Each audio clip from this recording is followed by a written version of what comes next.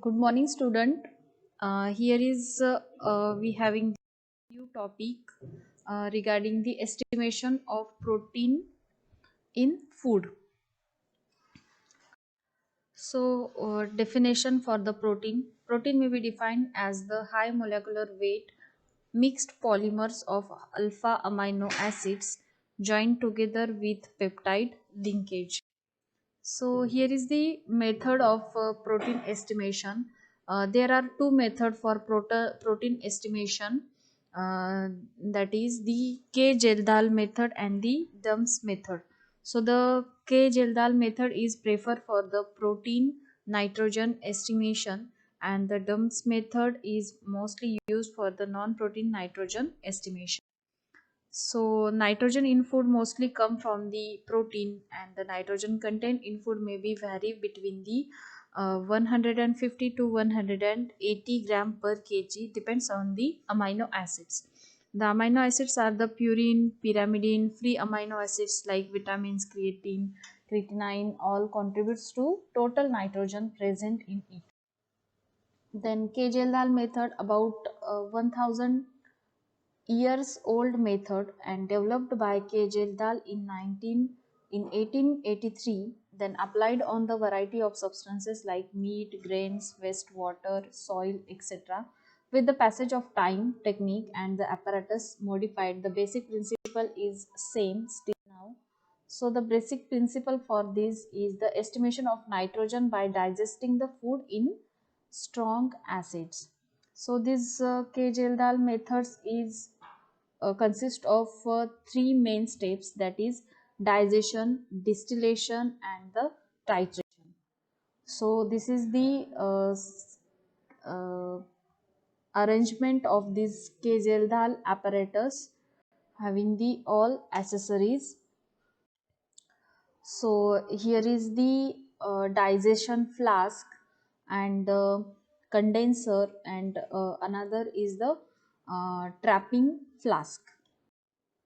So first step is the digestion. So protein are first digested.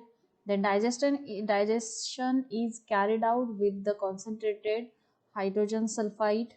Then in presence of an inorganic catalyst, then digestion converts any nitrogen in food to ammonia and other organic matter to carbon dioxide and water.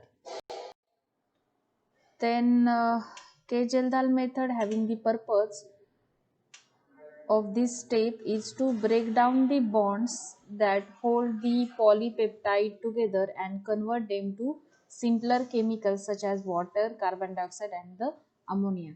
The food is analyzed into a digestion flask and then digested by heating it in the presence of sulfuric acid, potassium sulfate.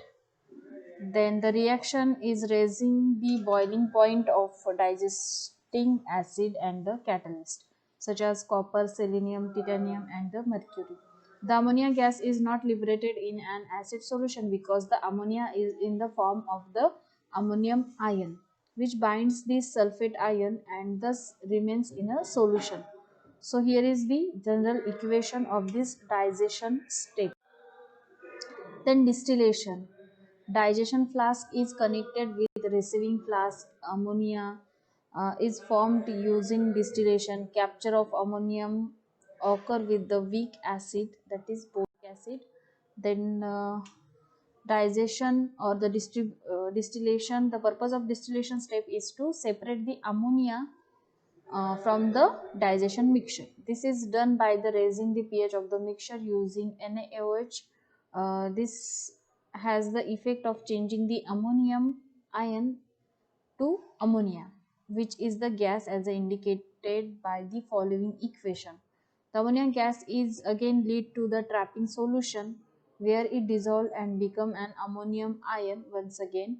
So the left back of HCl or the titration step is titrated with the standard NaOH having the normality 0.1.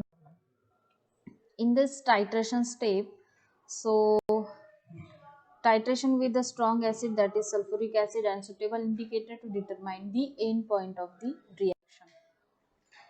Okay, so the advantages of this Kejildal method is internationally it is a standard method for the comparison against the all other methods due to its inverse universality, high precision, and the good reproductivity. Disadvantages: it is a time-consuming method, does not measure true protein because all nitrogen in food is not in the form of protein.